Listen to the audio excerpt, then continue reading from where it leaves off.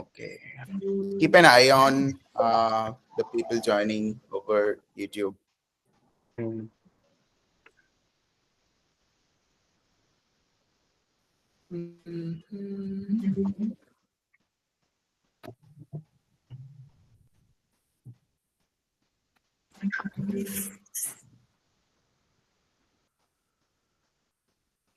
Aditya Eco. So No, it's fine. I think YouTube mute kora. yeah, what the YouTube চলছে দেখছি তো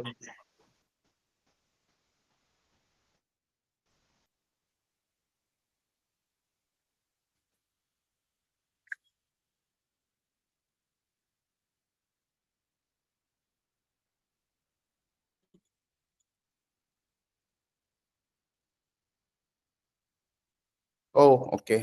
I was playing on another tab. Sorry. আচ্ছা।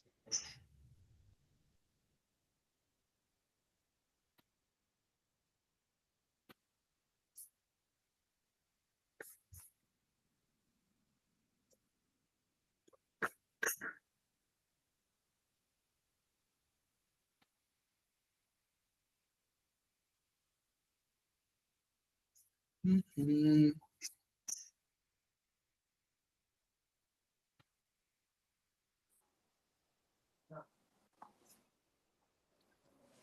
I think people are joining from YouTube.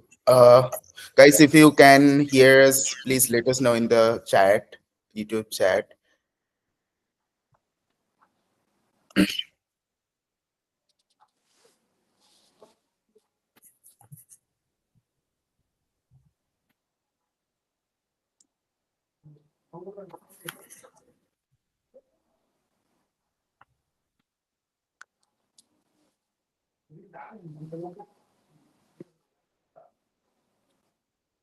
Hi, Abhijit.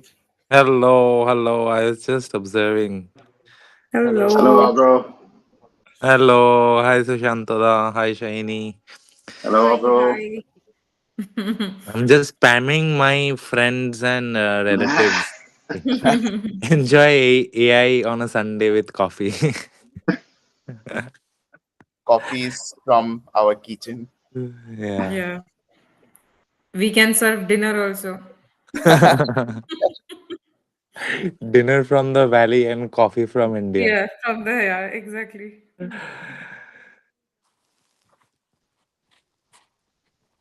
E-dinner, however.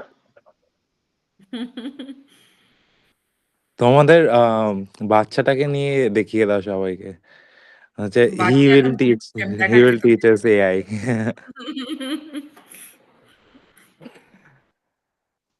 দেখ বাচ্চা বাচ্চা এখন এখন ঘুমোতে যে গেছে স্টেজে বলেই আছে, অ্যাকচুয়ালি আমরা এখন এত কিছু করতে পারছি। হ্যাঁ। হ্যাঁ সেই স্টেজ থেকে I guess ডিস্টার্ব there করা একেবারে should have been a third person on the poster. I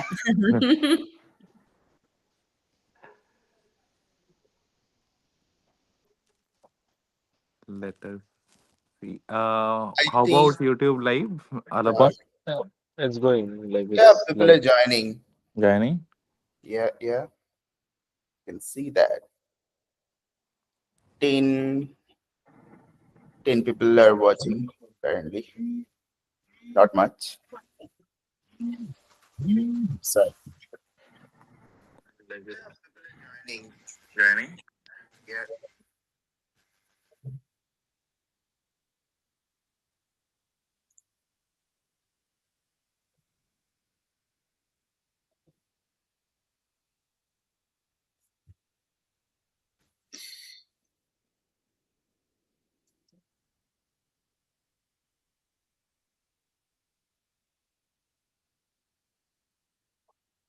I guess Sunday morning, but people are busy sleeping.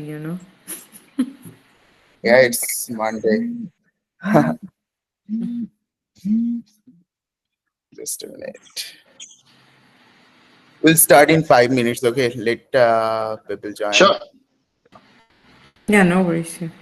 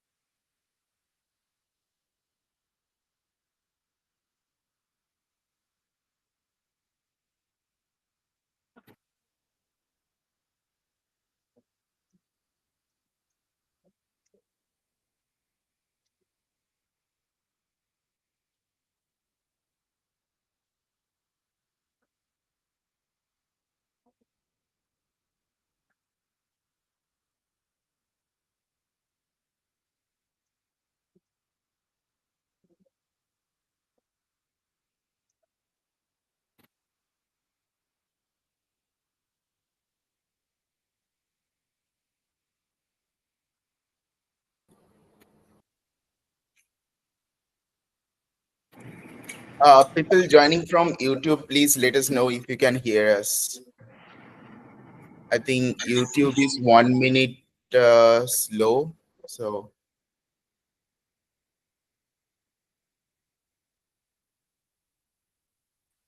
They can't hear, I heard.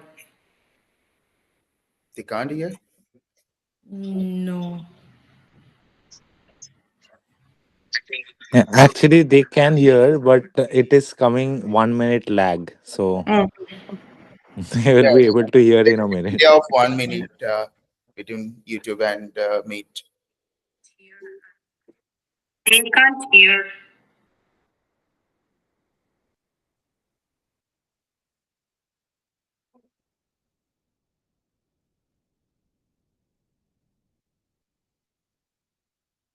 They're joining now. Okay. So I think we should start. So hey, hello everyone. Good morning, good evening. Who are joining from USA and UK. And I hope you are doing all well. And welcome to today's session on intelligence in action.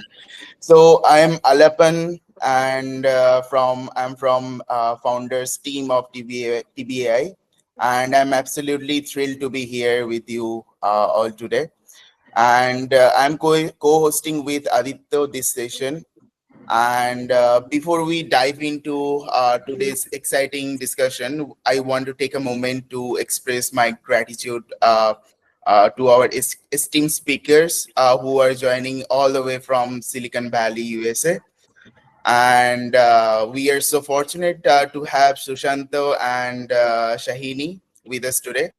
Shahini is a senior cloud pre-sale engineer, and she brings a wealth of experience in cloud technologies. And Sushanta, on the other hand, specialize in leveraging wireless communication and sensor for application across multiple domains. So their expertise and the insights are truly invaluable, and we are excited to hear from them today. So over to you, Shahini and Sushanta. Thank Good. you, Alapon, for the great introduction. And hello, everyone. Good afternoon, good evening, or early part of good night from wherever in the world you are joining from. I hope you can still hear me. And what I will do is I will quickly go ahead and share my screen. Will it be okay to take over presentation rights now? Yeah, Aditya, can you please stop sharing and let All Sushanta right. present? Great, thank you.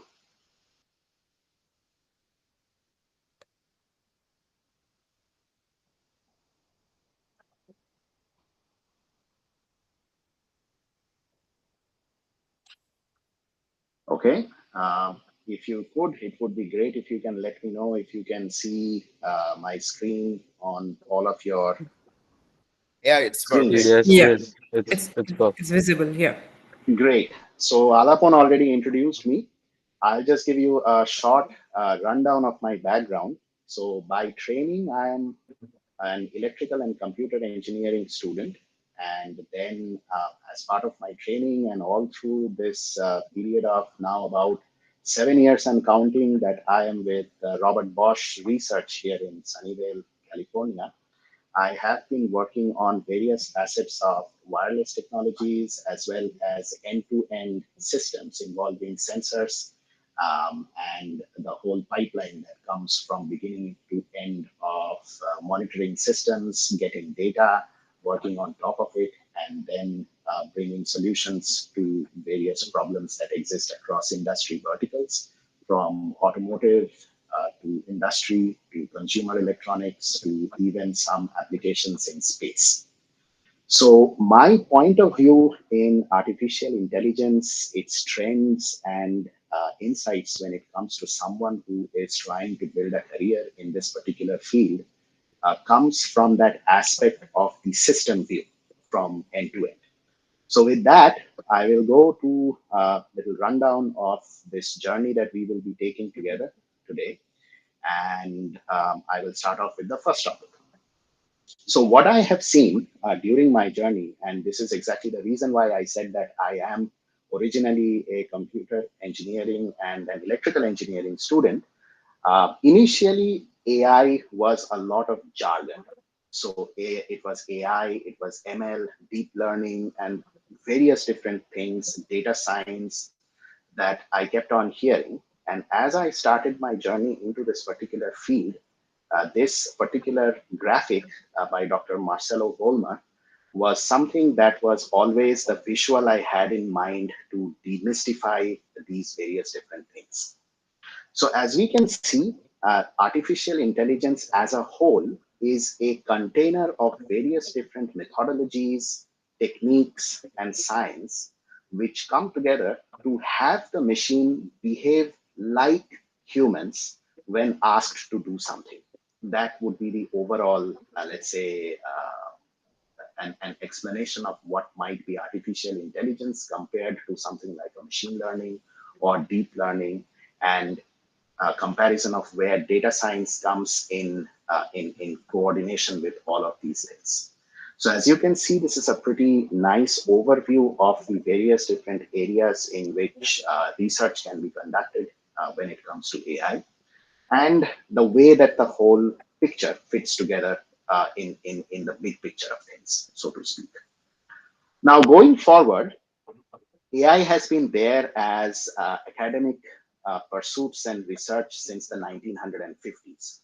So the techniques which are being used, the science and the mathematics that is being used behind AI is not something new. But as you may have seen, there has been quite a bit of buzz around AI for the past few years. So the question naturally arises, why the buzz now? For that, I took help of the Gartner Hype Cycle charts from 2 years specifically, 2022 and 2024, which is the latest that Gartner has published. And there, I would like to draw your attention to the part that is pointed to by this red arrow on both of these charts, which talk about generative AI. So in 2022, when this chart was released, at that point of time, I would believe that would be in the May-June timeframe, you can see that generative AI research was being conducted and people knew that there is some potential to it, but the hype had not actually reached its peak. And then something happened which pushed generative AI to the limelight. And then in 2024, as we can see that it has crossed the peak of excitement and is now slowly on to the other part of the hype cycle, which will finally end with, let's say, the trough of disillusionment at some point of time, but we are still not there. And it's no secret that that particular push was the launch of ChatGPT by OpenAI in November of 2022. So that gave general people, not just scientists, not just industry insiders, but general people like me who was exploring what AI techniques are all about, whether that can be brought into the industry that I am working in, the feel that we could potentially be able to talk to machines in our own language and then have the machines respond back to us in the language that we understand as well. That is probably the biggest psychological trigger which made AI as we know it today probably the buzziest thing that is around right now. That takes me to the next one, which are the what are the macro market trends and where AI is headed, let's say. So if we can see, these are all public information, and the summary of it basically is that the AI market is something that is booming right now. Booming would be a very small word, so to speak. And there is huge value that can be unlocked by the industry and by businesses and by individuals by the use of AI. And that people are actually getting into leveraging AI to bring in various different products and services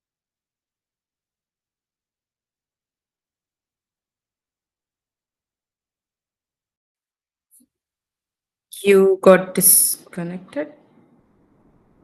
Sushanta, you got close actually. We can't hear you, Sushanta.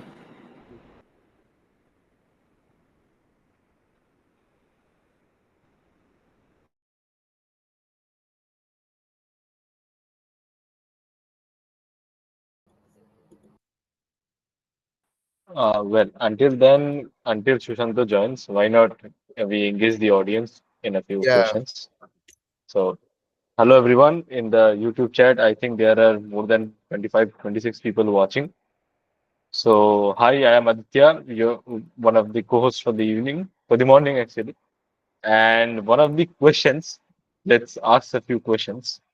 Like, which is your favorite AI? Like the first, the personal and best question is which is your favorite AI? Because there are a lot of LLMs in the market right now. Like ChatGPT, Gemini, Claude, Perplexity. Which one is the favorite AI of yours? Let us know in the comment section. Alabunda, which one's yours? Mine is ChatGPT always. I Uh, okay, someone is saying do everything Claude. with ChatGPT now. ChatGPT is like the Apple of AI, is it? iOS of Uh, AI. Nothing can beat ChatGPT now. No, Personal opinion. But Microsoft is ditching ChatGPT. yes. All are saying ChatGPT, ChatGPT in the comment box. That's good. apologies, everyone. No There issue. was a little No bit of issues, sir. technical hitch on my side, but I will get back That's to called a you. presenter's curse. It's always welcome.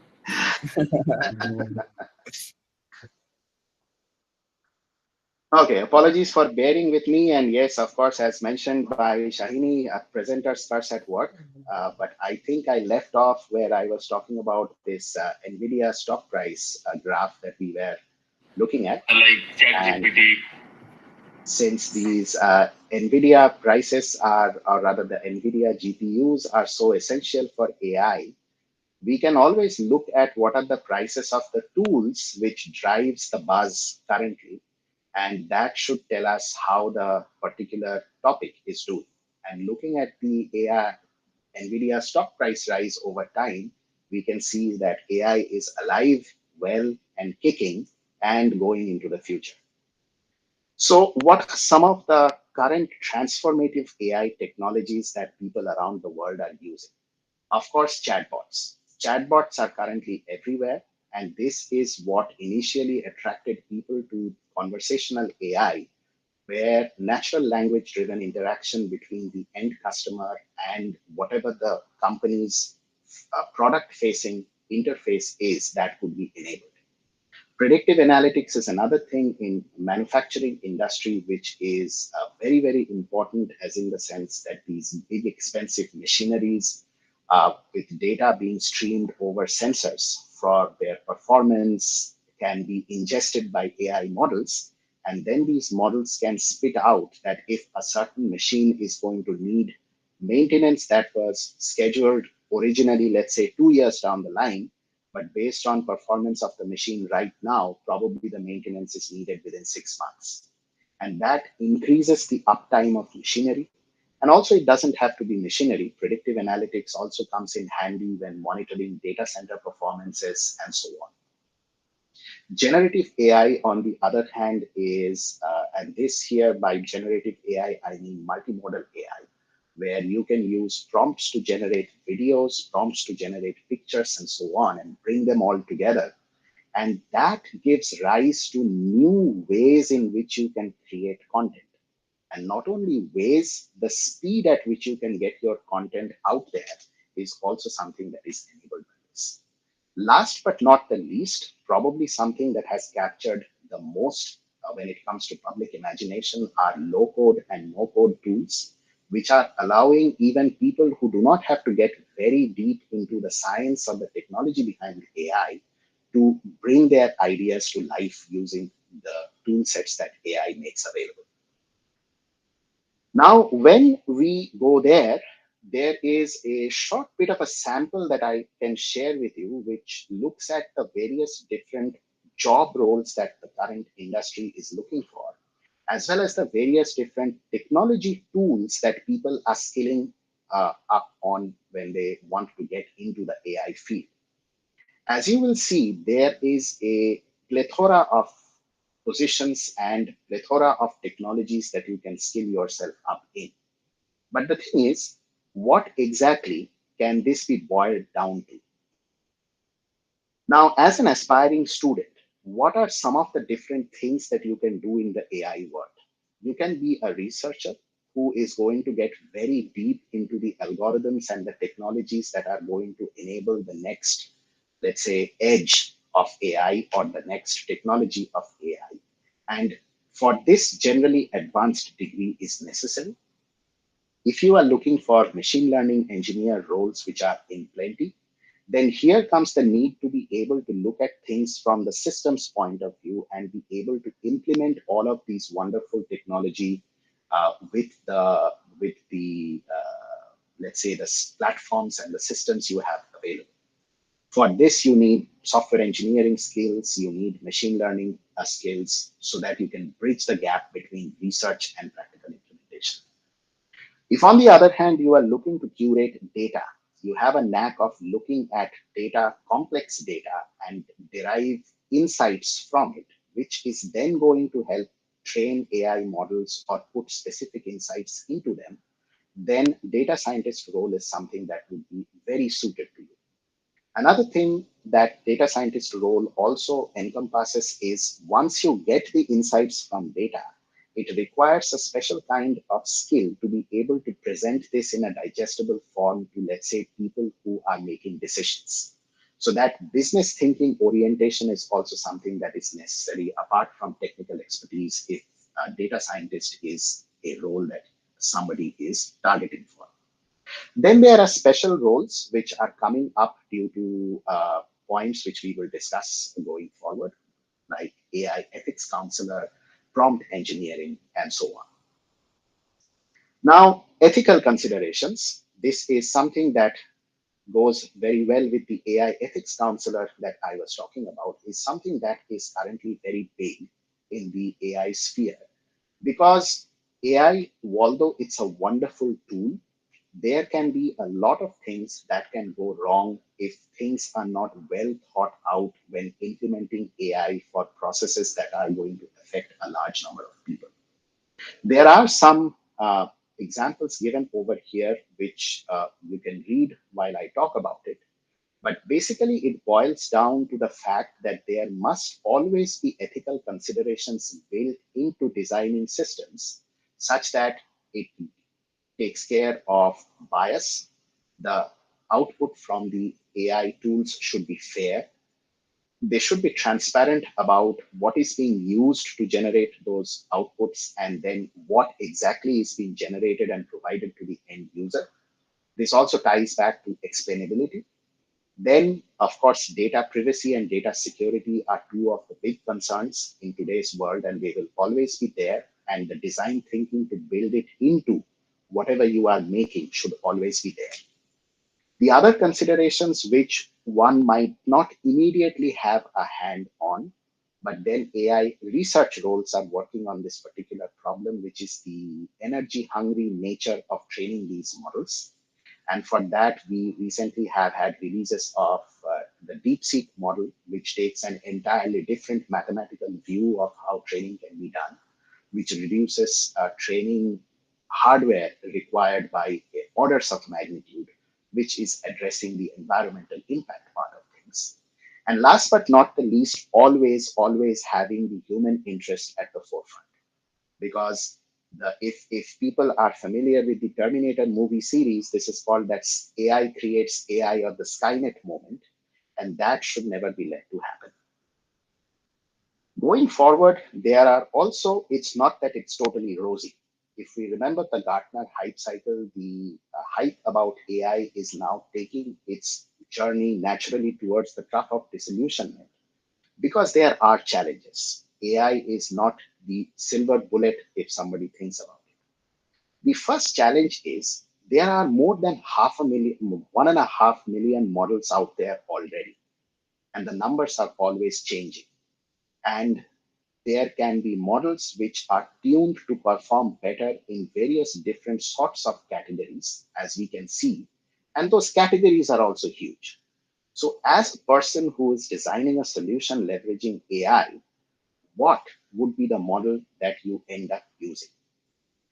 And if there isn't any clear answer to that, or you get 1,000 models which can do the same thing, it really becomes difficult for a company or the industry to bet its money long term on a particular model and create a solution around it. Concerns like how good would its performance be?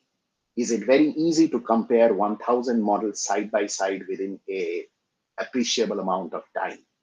What if the model that exists today, the provider of that model takes the model off of the internet at some point of time down the line? What do you do then? So the technology landscape always being in flux is a big challenge for AI right now, or AI adoption right now, let's say. The second thing is, when it comes to anything related with AI, there is a saying that if your data is garbage, then your output will also be garbage, no matter how advanced your model is. So quality and quantity of data are prime for the advancement of AI. There are two particular cases which are highlighted in this particular slideshow. One is about a summary that one of the AI models, which are very popular right now, LLMs that are very popular right now, generated and put up on Twitter, or the current X platform, about a basketball player here in the US, and accused that basketball player of throwing bricks at various different homes and windows here in Sacramento, California. What ended up happening after the investigation was that the gentleman did nothing, actually. There is a term in basketball which is called throwing bricks, which basically means that he put a shot which, according to professional basketball, was not a good shot at all. That was the news and the terminology that the model ingested, and then came up with this article where it reinterpreted throwing bricks as a basketball term into thinking that that gentleman had been throwing bricks at various different houses. So it's funny when we read it, but then the fact is this: when you extend the idea and the risk, is another challenge when it comes to the adoption of AI on a large scale. And of course, video data from various different cars, we can see the magnitude that 14,000 additional video samples of a particular scenario is necessary before the model can make a decision that this is not a good maneuver to make, where it has become red, from the previous state where the model thought that this is just a fine maneuver to make if this particular situation happens on the road. So the amount of data that needs to be collected, the infrastructure that needs to go behind it, and the correctness of the output that needs to happen are all currently challenges that various different laboratories and researchers are addressing around the world right now. Of course, here we are looking at aspiring career oriented people, and for them, there is good news. There is a big talent gap when it comes to AI in the industry. There are two visuals over here. One is the gap, and the other one is the breakdown slightly. And this is as of 2020, end of 2023, where the percentages of requirements and the lack of talent thereof when it comes to AI. As you can see, the space is ripe for people to select whichever direction they want to get into, skill themselves up, and then go into that particular field and be useful in making AI even better. One of the major points of concern, of course, like we were discussing before, is inaccuracy. As you can see, that is the topmost concern when it comes to AI adoption. I would like to draw the attention of all viewers and involve people over here to go through this recent research that has been done by Anthropic, where they have said, and this encapsulates the whole fear that grips the industry right now when it comes to these AI models, is that language models can actually be trained to have an hidden objective.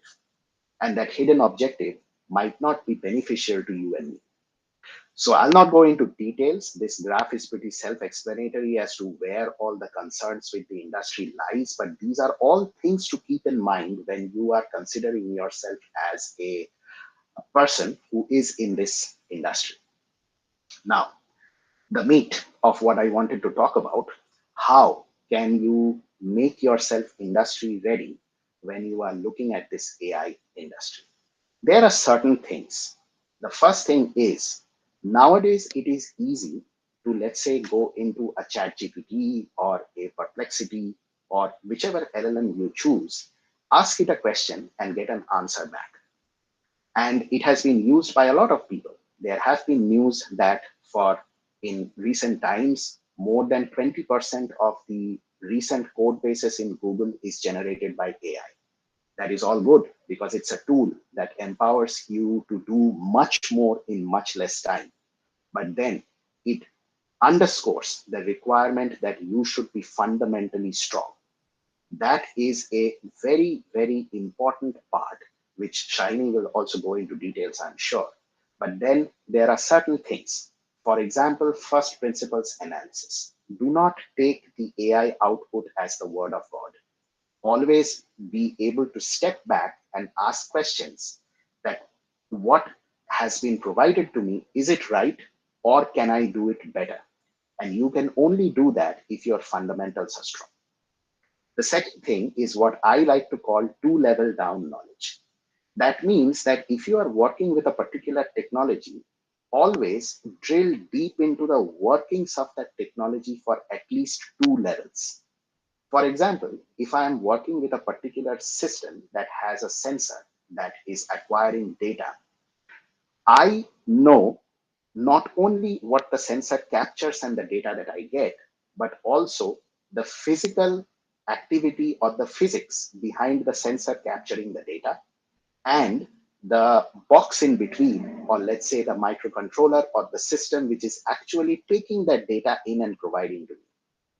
This allows you to debug things very fast when you would be working with AI systems and would run into an issue that you will probably not be able to be very confident to debug if you are not well versed with how the whole system is. And the third and a very underrated part is hands-on practice. Whenever you are skilling yourself up on something, of course, there would be courses. Of course, there would be theory. There would be books. There would be podcasts. There would be videos. But then do it yourself. As long as you do things with your own hands in a particular domain that you are trying to learn stuff about, that will give you the best exposure and the best experience and the best learning experience and retention when it comes to a new technology. Of course, as we were talking about the fact that it's not only technology that counts, but also having the business minded thinking, which is going to help because you may be able to give a solution to somebody using the best technology that is out there. But the issue is the person on the other side will come back and tell me, your solution is very expensive. Can you do it for less? Can you? Because that is also something that is demanded of engineers when you are working in industry. It's not just about the technology. It's not just about the theory. It's about the big picture. How are you adding value to your company's product line? And of course, the ethical conditions and considerations, I'm sorry, and the inaccuracy questions which we had dealt with earlier also factor into this one, because if you are trying to provide a proof of concept for a particular idea, that probably you would be able to easily come up with given the state of AI tools right now. But moving that needle from proof of concept to an actual product that thousands or hundreds of thousands of people use successfully out there requires a lot of thought, a lot of design, and a lot of consideration before it can be considered ready for the market. And of course, you have to always keep on learning. This brings us back to that particular slide where I said that technology is always in flux. Always remember, as of today, there are more than 1.5 million models out there which can do all sorts of different things. If you do not keep yourself updated with what is going on, I'm not talking about keeping yourself updated with all 1.5 million models. That's not possible. But updated with the general trends of the industry, general trends in technology, that would allow you to be, and a combination of all of this would allow you to be one of the best people that a company can hire and have work for them and have to do work for them. Then again, that is about it for me. And concluding, AI, of course, the next big revolution. Like we had personal computers and internet, it's AI. And we are actually lucky to be at the cusp of that revolution, and we will ride the wave into the future with AI. So, for that, keep your fundamentals strong, think about the business as well, and always be open to learning. That, at the end of the day, is a combination that is going to make you indispensable in an industry. Well, there I have it. That's about it from my side. Thank you, and thank you Yeah. for being patient. And that's it. Thank you, Sushanta, for those insightful points. You highlighted key challenges in AI from ever-changing tech landscape to the crucial role of data quality. Mhm. Like you mentioned, garbage in, garbage out. The example of AI misinterpreting, throwing bricks, so that the responsible AI development is very important. Absolutely. And I also loved your take on understanding the full system, like sensors, hardware, and data flow, along with those emphasis on the hands-on learning. That's very Mhm. important, actually. I also believe in that. That that hands-on is very important if you want to learn something. And as you Absolutely. said, that AI is a tool, not a silver bullet. I love that. The great insight. So Thank you. let's the conversation going. Thank Absolutely. you for your Thank you, Mohan. valuable Anytime. insight. And yeah, Shahini, over to you. And Yes. by the okay, Adito, should we take questions Right. now for Sushanta or later at the end? I actually have one question for sir because it came in the YouTube chat. Okay. Darshil asked if the hidden object is not beneficial to the user, then what's the point of having it? Which I feel is a good question. So yeah. Well, it's not that the LLMs that or the models that out there will have this hidden objective always built in. So it's a good question.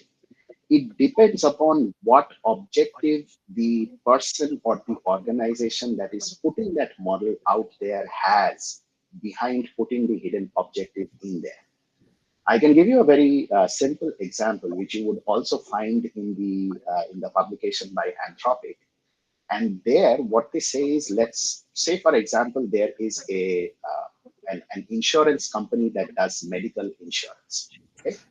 And they are trying to come up with a particular system that has AI in it, and that the end customers would be able to talk to them or talk to that particular AI, and that AI will give general instructions to the people that what they should do in a particular situation concerning, let's say, a medical situation, so to speak. So the thing is, these insurance companies at times may have objectives like, for example, reducing the number of visits to a doctor. Because if the number of visits to a doctor are reduced, then the insurance company does not have to pay that much amount of money. Now, this is a hidden objective that you are not sure, right? Because as the end user, we do not have any control on how the organizations or the corporations are going to end up training the model. So the insurance company has a hidden fiscal reason for building that particular objective in, that in whichever case reduce the number of office visits. So let's say, for example, you say that I am having chest pain, and can you please tell me what should I do next? In the normal case, if you ask another human being, that person would say, let me take you to the hospital immediately, because this is not something that you should kid with. But since there is a hidden objective of this particular model, the model might come back and say that it might be because you have indigestion, you can try these things. And then if you are still not healthy, you come back and ask me this question again in about 2 hours' time. That is something that we should always be guarding against. And that is exactly what Anthropic's paper is all about. It is called an alignment audit in technical terms, which the organizations which are responsible, they keep on doing on the models that they train. And Anthropic has come up with some guidelines as to how best to do this alignment audit, such that all of these different motives, if they are hidden within a particular model, they come out in that audit, and then that can be publicly presented. In which case, this creates transparency and confidence in people using whatever AI solutions are out there. That would be my take on this question.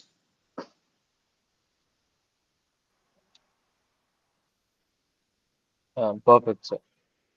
No more questions here, so I think we're good to go. Alavan, sir, you can. Yeah. Yeah. We can go ahead and take questions at the end. Um, So with us, with us we have our next speaker, Shahini Sengupta. Hello, ma'am. Welcome to so, the session. So wait, there is a lot of commotion in the chat section actually. Yeah, everyone is welcoming. So yes, hello, ma'am. Thank you, everyone. So So, um, good morning, good evening, based on your time zone. Like, pick it up as per mm, your choice. So, thanks everyone for your views. mm, So, thank you, Sushanta, for all the great insights. It was very useful as always. So, I'll start my portion right now. So, just to give a brief intro about myself, as you all know, I work with Oracle. I'm the senior pre sales engineer in the cloud domain, but yeah, AI is slowly becoming our bread and butter every day. It's something we work with on a very regular basis, but we see a lot of gaps and a lot of good things happening. So there is both pros and cons with AI, which we are experiencing on a day-to-day journey. And today, through my topics, I'm gonna cover some of them and what are the key skills. So the first thing which I'll cover is like how AI is working in different industries. So I'm focusing on some of the major ones, for example, education, healthcare, manufacturing, daily lives, and at the same time, I'll focus on what are the key skills and strategies which are required to have a career in AI, because that's something which everybody is looking for in the modern times. So the very first thing is AI in different industries, as I mentioned. The first is the finance industry, because obviously all profession, everything ends up and starts with money. So this is something very important, I would say. So AI in the finance industry. So as you can see, I gave the heading, it's transforming the future of money. So this is very true, because you might think like, what's the role of AI in finance? It's just you have money, that's it. But no, it really plays a very huge role there.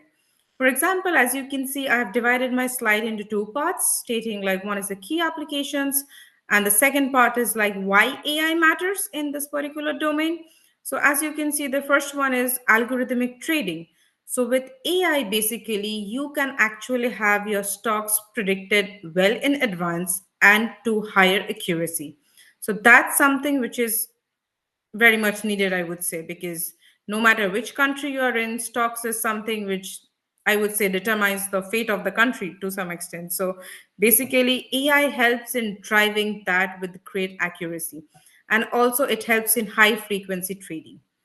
The next point, which is basically, I would say, one of the most important point, is fraud detection, because it helps in real time transaction with the monitoring how to prevent the fraud. So we have various databases like RAG database, vector database, using which along with the AI, you can actually predict real-time fraud. Means even let's assume you have three different accounts and you're trying to have frauds through all the three so that nobody can understand, having little money in each of them, even then AI can actually find it and actually find the fraud. And everything is happening in real time, so it's not like you're getting to know it like some months later or years later. So it's not like that. The third part is basically the credit scoring. So credit score is something of very high importance in US, and I believe slowly it's getting traction in India as well. So credit scoring is something based on which you get your loans and mortgages and everything. So this is something very, very needed, I would say, for everyone. And with AI, this credit scoring is becoming very easy. So it is AI powered risk assessment. So easily the banks can see whether you are suitable for a loan or mortgage. And this, instead of going through tons of papers and your background checks, easily AI can do it things in minutes basically. Also, you have like personal finance assistance in which you're using chatbots, which Sushanta mentioned like few minutes back. So this is something very useful, like for banking, budgeting. You can easily chat with the bots instead of like picking up the phone, calling up the bank, and wasting your time. So that's also taken care of, as well as you have risk management. So all these things together is really transforming the finance industry.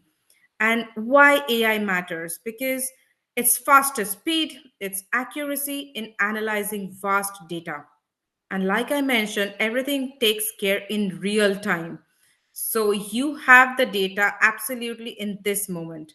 Also, it automates the processes, it's kind of reducing the operational cost, and all the advice and investment plans, for example, you're getting is very, very specific and catered to you. Because, for example, Alapon might have some kind of a different financial needs, whereas I might have something different. Now imagine a bank person, they have to go through everything, go through a background check, and then suggest some loans for us. That's going to take a huge amount of time. But if we have AI, all these problems can be solved in a minute. So this was one of the biggest things in the finance industry. Now moving to the next one, like since Techno is doing this, like I would say education industry is one of the major industry where basically AI is kind of creating a revolution. So how is it different? So honestly, the very first thing which comes to our mind is okay, online learning. Of course, yes, online learning is something great, which we all are doing right now, even. But actually, there is much, much more to it. You have intelligent tutoring, you have adaptive learning, you have automated grading, and also AI for special needs. Now, if we club these things together, this basically means AI can be once again used for personalized learning. Like, for example, if whatever app you're using, if they see like okay, like Shahini for example wants to learn a bit about cooking, so based on that, might be they will suggest me some more cooking courses in different cuisines. Also, like okay, Shahini likes cooking, so maybe she will like baking as well. So it starts suggesting courses on baking as well. So can you see how in the background basically AI is being used to personalize the learning thing or the learning journey of any student? And not just student, it can be anyone basically, because learning is for all of us. Also, you have adaptive learning, so it customizes the lessons based on your progress. It's not like hey, you just have 1 week time, you got to finish this up.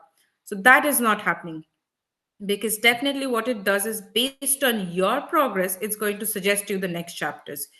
Instead of 1 week, you might take 5 days or you might take 1 month. So based on that, it will keep suggesting you lessons on how much hard or how much easy it is, and you can just adapt to the learning. Also, it gives a faster feedback, because I know here many of the colleges, they're actually using this automated grading here. I'm not mentioning the name of the colleges, but there's some of the very famous colleges in USA, and they have been my direct clients, and I know like they are using AI for the automated grading part, which is something great, because as a teacher or as a student, both of you get to know about your situation way faster, and you can actually act on it much faster. So it matters because it's providing you personalized experience, also inclusivity, because as I mentioned, AI is there for special needs. In case if you are so special needs, AI will help you assess those, whether it's some hearing difficulty, for example, or if you are facing some problems currently, you can actually have AI assist you with those, with different chatbots and voice assistants. There are a huge ton of offerings in the market which helps to include anyone and everyone in this education journey. Also, you have real-time feedback and performance analytics. So moving to the third one, this is once again a very important one, like what's AI doing in the healthcare? So the very first thing which we usually hear from people is, hey, can AI cure things like cancer? So obviously the answer will not be like yes, it can cure cancer right away. Like, no, maybe it doesn't do that. But what it can definitely do is it can actually detect it way, way early. And not only like detecting the cancer, but also research and developments are coming out, which helps in like drug discovery or different sorts of surgery, for example, which can even cure diseases like cancer, which is like a deadly something. You also have drug discovery, like we saw during the times of COVID, how fast we were able to turn up with different sorts of vaccines. Now, imagine doing everything from scratch. It would have been difficult. Like, it's a blessing of God that we are currently in the AI revolution phase where basically everything is being accelerated, whether it's the pharmaceutical research or the development in the pharmaceutical field. So, that's helping a lot. Also, there is robotic surgery. I know that sounds scary, like a robot is doing your surgery instead of a proper doctor, but yes, like that works because imagine, like, it can actually be even more, what to say, more precise and more focused. Because what if, like, the doctor had a fight with the wife and he might not be in the right state of mind, but imagine a robot without those emotions aside, it can actually create the surgeries in a pretty nice way. So obviously you have robotic surgeries and you have predictive analytics. Now this is very important because it forecasts disease outbreaks and also patient risk. Here in USA we are currently seeing like there are many of the hospitals which actually use AI to predict future diseases and risks. Like based on my thyroid and some of my vital statistics, it can actually predict like if I'm going to get some diabetes in the future. If yes, then what kind of diabetes. So those kind of predictions are actually coming up. So that's something very important. And also AI chatbot, obviously keep hearing the name chatbot, guys, because that's there on the every field and that's helping everyone. Because whether you just want to type and ask your doctor like, hey, I'm not feeling well, these are my symptoms, what is. So the chatbot is there which kind of gives you the answer generic. I mean, yeah, of course, if you have something severe you definitely go to the doctor, but for something very generic you can have the chatbots. So faster, more accurate diagnostics, and then enhanced patient monitoring, personalized treatments, reduced healthcare cost. Because obviously, imagine like having thousands of doctors and nurses just for you versus a single robot. Obviously, the cost is going to be reduced. So moving on to the next slide. This is also for the manufacturing industry. This kind of helps in driving the smart factories like predictive maintenance, smart quality control, supply chain optimization, energy efficiency. Everything is done using AI. So it kind of helps in detects like what are the failures in the machine. And let me tell you, it can detect in advance. Like imagine a factory where each minute is very important to mass production and suddenly there's a huge failure, it can incur severe losses. But with AI, you can actually have predictive analytics running on it, which can actually show like, hey, this is here a failure might happen, so be on your guards. So you can take proper care and then you can go from there. Also, for industrial automation, you have AI driven robotics for precision manufacturing, which is great because with modern different things coming up, you need even with nanometers and millimeters, the more precision you can bring on the manufacturing table, the more beneficial the industry is going to be. So the third one is also like smart quality control. So it's AI powered defect detection in productions line. So AI can very easily detect if you're having any kind of defect in your products and how to address that. So you can do it in advance because sometimes through manual eyes or through manual judgment, we may not be able to see those defects, whereas AI can actually see it very, very specifically. Also, energy efficiency. Like energy is everywhere because of Tesla and courtesy Elon Musk, it's there everywhere. So obviously, this is something important. So AI-driven resource optimization for sustainable manufacturing. So this is one of the most important use case of AI in the manufacturing industry. And as we mentioned, it reduces the downtime, it enhances accuracy, lowers the operational cost through automation, and guys, look at the last point, it improves worker safety with AI powered monitoring.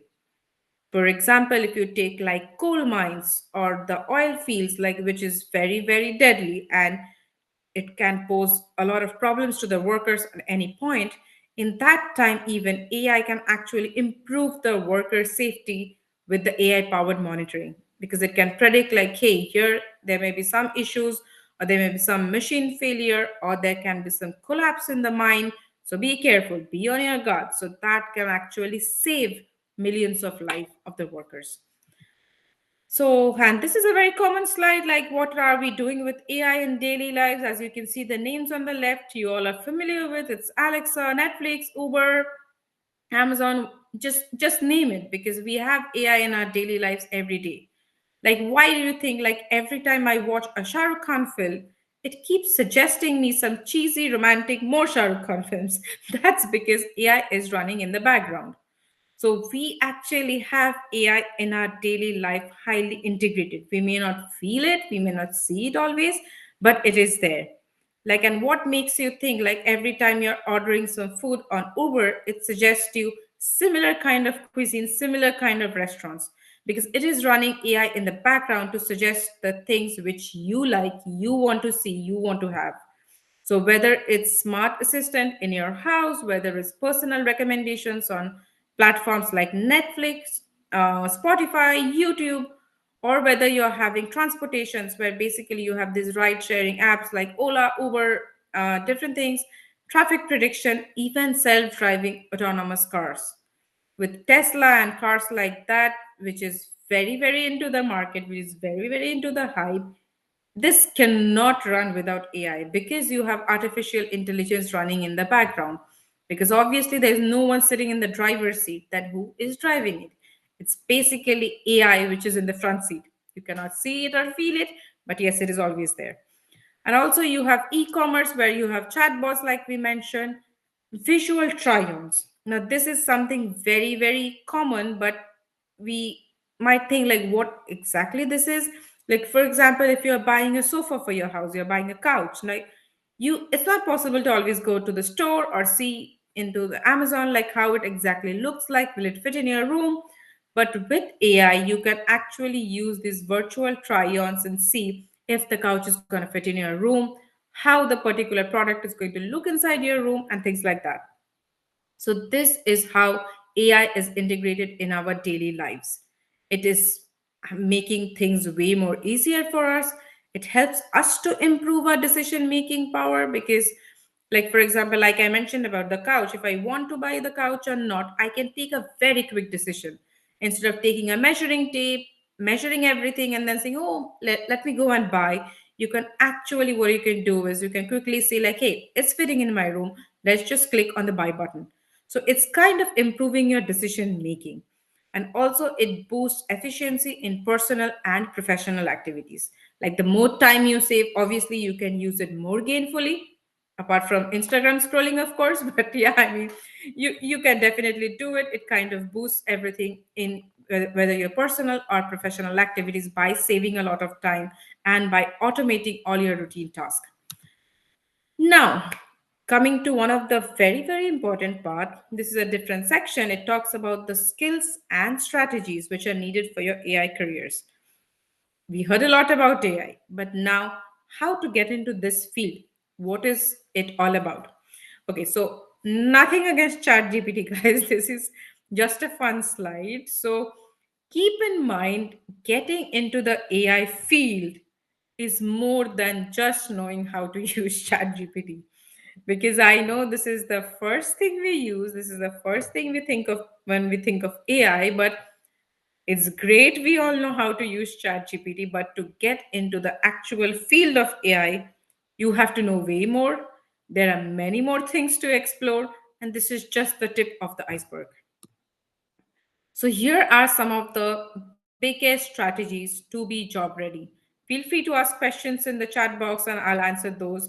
But these are the four main things which I always focus on, even when I was searching for a job and when I look for different how to be more job ready. Honestly, I always follow these four.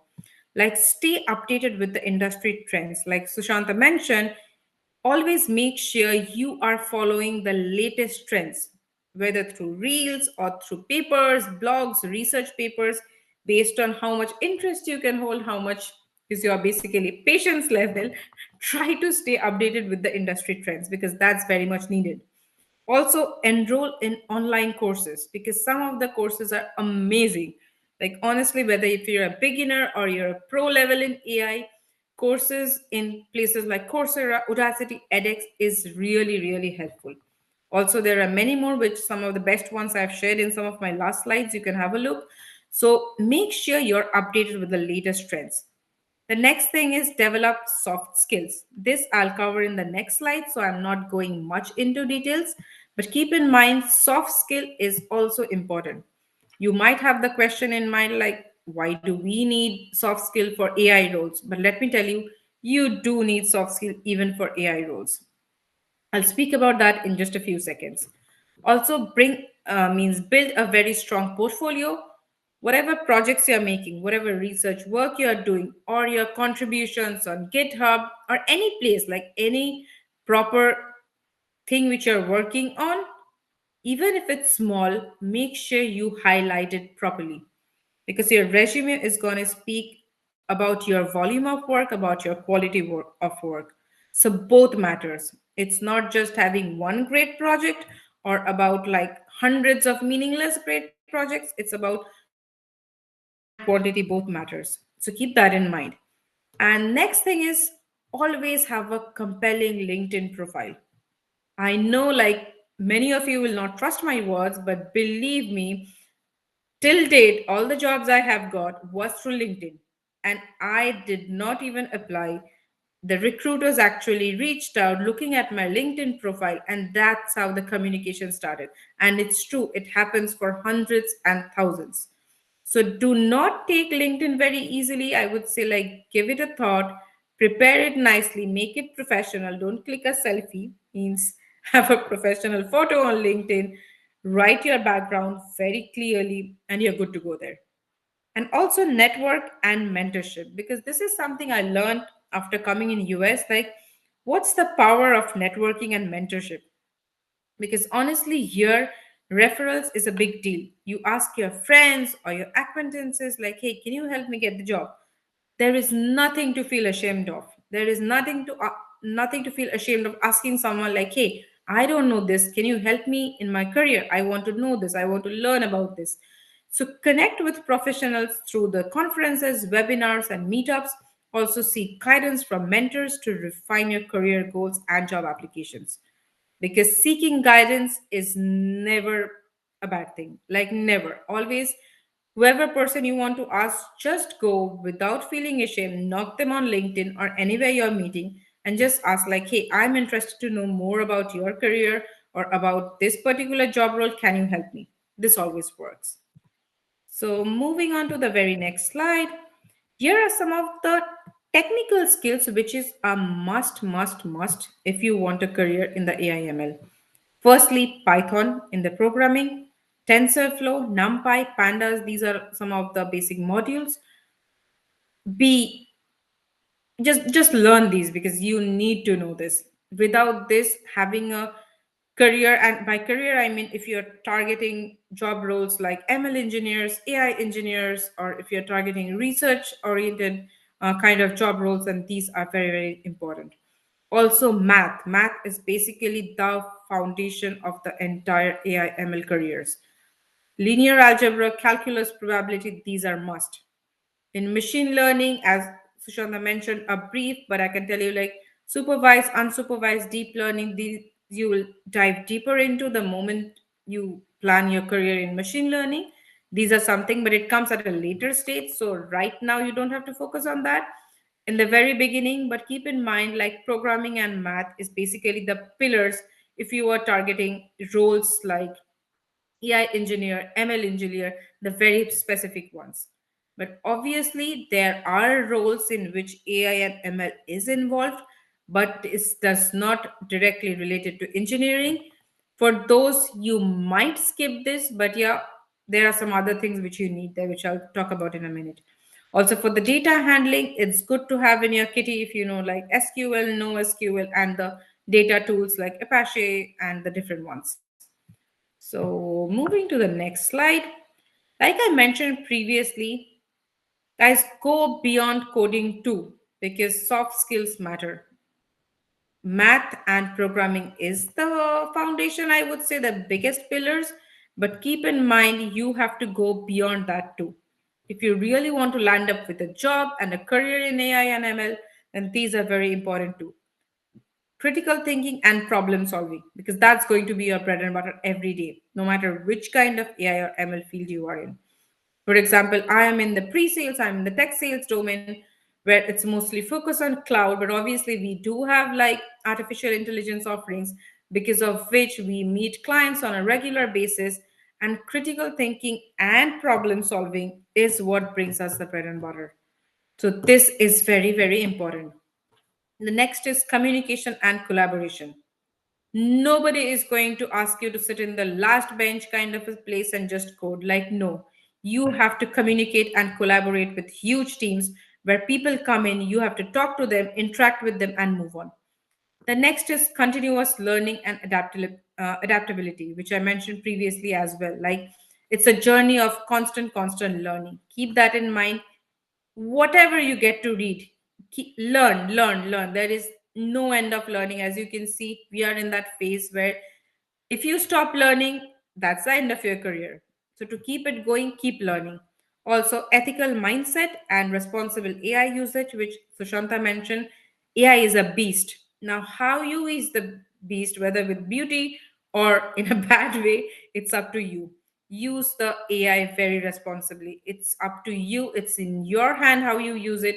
So have an ethical mindset and make sure you are using it responsibly. Only then go to the AI or ML field, or else you're not going to serve the society, to be honest. Like, to serve the society right, you have to be ethical and use the AI properly, because it's capable of creating magics, but at the same time, if you don't use it properly, it can cause a havoc. So keep in mind how you're using it. And these are some of the slides. Like, Alapon can share these slides if you want. Like, ping me on LinkedIn or ping me on my email. I can just forward you the slides. So here are some of the best learning resources. You have some of the books mentioned here, which I have mentioned, and some of the courses which you can take very easily. And these are really the good ones. Like, industry people, they have actually taken these courses. People who are in the industry currently, they are still learning, they are taking up these courses. So take a screenshot from your mobile or anywhere right now, or else if you want, ping me, I'll send you the list, and me or Sushanta, we can send you this, and even Alapon can send it to you. So these are the ones which are very important. The same goes for here. Here are some of the best free platforms, because if you're not willing to spend money, there are many free platforms which helps you learn about AI and ML, starting with Google AI Studio and then Stanford AI courses. MIT, you have OpenCourseWare. So some of the great free AI ones, whether if you're a beginner or you're a pro, you can start with these. And for jobs and internships, obviously keep your eyes open on places like LinkedIn Jobs, Internshala, and places like this. You have various research labs where you can join as AI and ML specialists. So have a look out for those. Also, Kaggle is a very important platform because there a lot of projects comes up which is very, very useful, and you can actually join them, participate in them, learn through them, and then basically turn your career, because companies do look at these things, because they do focus. It's not like, okay, you have won a Kaggle competition, so what's the big deal? But trust me, it is a big deal, because companies do provide a lot of weightage on these kind of stuffs. And also join AI communities, including Stack Overflow, Reddit, GitHub, places like that. So basically, it's all about learning, as you can see. Keep learning, no matter how small it is or from where you want to start. And there are plenty, whether you're paying for it or paying for free, just go and learn about it. So, yeah, that's it from my end.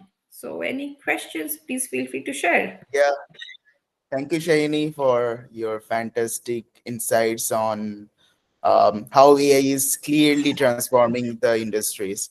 And I personally find that AI in healthcare especially is very exciting. It, as you mentioned, that it has a potential to reduce cost Yeah. substantially and make the healthcare very accessible to the people who are in needs. So I guess it will help especially in underdeveloped countries. Yes. And yeah, so And even in developed, I would say, Alapan, because we all are yeah, paying a lot for healthcare in the I know. developed countries as well. In So, USA, the healthcare is not yeah. as good as India. So honestly, I would say healthcare is one field where probably AI can actually change the world basically. Hmm, It can exactly. actually do that. Whether you're in need means whether not only cost, because in healthcare we have noticed time is a very valuable factor. Hmm, If you want to reduce time, because at, exactly. it's time which matters in healthcare. Diagnosing the disease is also very time consuming. So if we can help the doctors to diagnose the disease, like exactly Exactly. what is happening, I guess that would be a game changing moment. Yeah, and that has already come into play. I mean, Yeah, means doctors are able to predict way faster.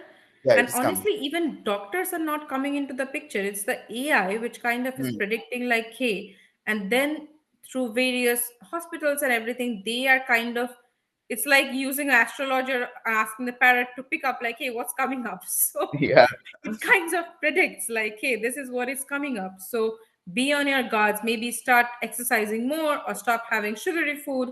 So that's where AI comes into play. It can actually save you from a lot of future diseases, not just the current ones. And even, for situations like pandemic where like COVID or something is coming up, it can actually predict if we have such more things coming up. Obviously yeah. not maybe fully, but definitely to a great extent. Yeah. Yeah, yeah, absolutely. Yeah, thank you both of you for sharing such valuable career insights as well. Like I'm sure, like most of our audience here are students, so they found your advice incredibly helpful as they navigate their path in AI. So I'll take. We'll let's move to the Q&A. I guess we have few questions here. Yes, we do have. So I'll start with the questions then. The first question comes from Pritisha. She's asking, do certifications like TensorFlow developer or AWS matter more than hands-on projects?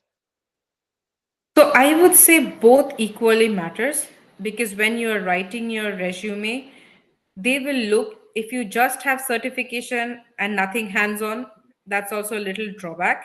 But at the same time, if you just have hands on but no proper certification, that's also a drawback. So I would say it's good to keep a balance between both, because when you're putting out your resume for competing with other students, if they can see like, hey, this girl is properly certified as well as like has proper hands-on experience, it gives you more weightage versus someone with either one of those. So yeah. Absolutely. Thank you, ma'am. The second question comes from Darshil. What's the best method according to you to learn prompt engineering better? Best method for engineering students, I would say, is go with courses from Coursera, edX, and places like that, because I myself have done those. If you see my LinkedIn, means the very first thing which I started was, like I mentioned, like Python is very important, for example. So I started with the Harvard course. So for engineering students, I would say like start from places like edX, Coursera, where like you have short courses like a 1 week course or something like that, so that you have your fundamentals strong. And once you have that strong, then probably you can move to other courses, as well as buy books or like online books, read through them, because the more you read, you will get to have more Right, insights and build your thing basically. right. And one more other question we got from Devapriya. Which industry will see the biggest AI disruption in 2025? Healthcare, finance, or entertainment? This is a very good question, but honestly, we cannot say specifically one, but I would say finance and healthcare probably gains a little more, I would say, weightage, because as you know, like on both a lot of life depends. Like if the stock market crashes, the country crashes. If people are start dying, even then the country crashes. So in both the cases, of course, a little more than entertainment, I would say, is the healthcare and finance industry which makes use of it. And honestly, the adoption we can see is immense in finance and healthcare. Means every company is trying to adapt to that, because or else they are lagging behind in the race, as well as they can see what huge benefits it can bring on the table. So of course I would keep like healthcare and finance for sure. Yeah. And one last question I have from my Yeah. side is like, what is the what are some of the mistakes a beginner should avoid when he or she is entering into the AI field? So Like first common thing is mistakes. I would say like preconceived ideas, because at times like I mentioned in that slide jokingly, but honestly some people think like, okay, having a career in AI basically means if I know how to use chat GPT or Grok, I know it and I can master it. Like no, that's not it. Means first realize if at all if you like the subjects, means whether you like programming or whether you like maths, for example. If you think like yes, I like these subjects, then enter, because honestly you cannot survive without these subjects. So it's not as simple as like just clicking on some one or two buttons and you become an AI engineer one day. Like no, if you're into the AI field or machine learning field, if you're one of those data scientists or like proper AI scientist or ML scientist, please you will see like there's a lot more on the table which you have to go through. So basically, I would say keep your mind open, be willing to learn. And honestly, there are a lot of misinformation out in the internet about AI and ML. Don't go through those, because that kind of creates a very negative impact, and it's something false. Like people can say like, hey, I can teach you ML in 5 minutes. It doesn't work like that. Like go for proper courses, proper certifications. Ask the people who are in line and not some random WhatsApp follower. Like okay, this is Right, something I learned from WhatsApp about AI or ML. Like don't do that. That's right. something bad. Yeah. So yeah. I Hey, think, someone asked very yeah, interesting questions. Um, Puneet asked that can AI ever achieve true consciousness? nah, Terminator, Skynet. we are getting into the philosophical domain. Philosophical mode. I was But about to say that. that's a very that's a Deep question. question, yes, because if you see that there is work that is currently being done to achieve what is being coined in the industry as artificial general intelligence, AGI. Hmm. Um, so a little bit of a technical input into this is AGI will be that particular system which will be able to beat the Turing test. So this Turing test is something that is performed on a particular system to detect if a person on the other end, who is a human actually, is able to figure out that the system that they are interacting with is human or is it a machine. Hmm. So the Turing test says that the moment you cannot distinguish between the two, that is when you say that okay, this machine is now working like a human, for example. So AGI would be able to AGI when it comes, it's a little ways off, if ever. But then when it comes, it would be something that would probably be able to beat the Turing test. But consciousness, that's a totally different ballgame. Yeah. It's probably Gartner hype cycles when we see they Yeah. try to predict things out which are 5 to 10 years or 15 years. Conscious machines maybe someday, but then I think we are looking at 50 to 100 years horizon over there, Yeah. if at all. Yeah. Because at the end, they are things without mind and heart. So I don't think it's coming up that easily. Yeah. Yeah, I guess true consciousness requires more than just computation. It might need something fundamentally biological. Yeah. Definitely. Yeah, That's what I always feel like. Honestly, if you don't have a mind and a heart, you yeah, need that for exactly. some You kind know. of intelligence. Yeah, which is not artificial. Yeah. Okay, someone asked, ma'am, for Python, is the CS50 course on ADX a good one or not? I have to look into it, like exactly what it offers, but if it's on edX, I would say definitely you can go for it. Because edX, I have seen like all the courses are they are very tailored, and they are it goes in a very smooth and organized way. So definitely you can go for it. Yeah. Yeah, Okay. I can bring my 2 cents to it. CS50 on edX is good. It's a good one to go through for a beginner, and it's rigorous. But then if you can finish it with all of the different assignments that it has and understand what you are learning on the way, then CS50 is something that is definitely worth your time. Okay, perfect. Any questions, folks, on the YouTube? I guess YouTube is lagging 1 minute, so we'll get more questions, and if not, we'll end the discussion in 2 minutes.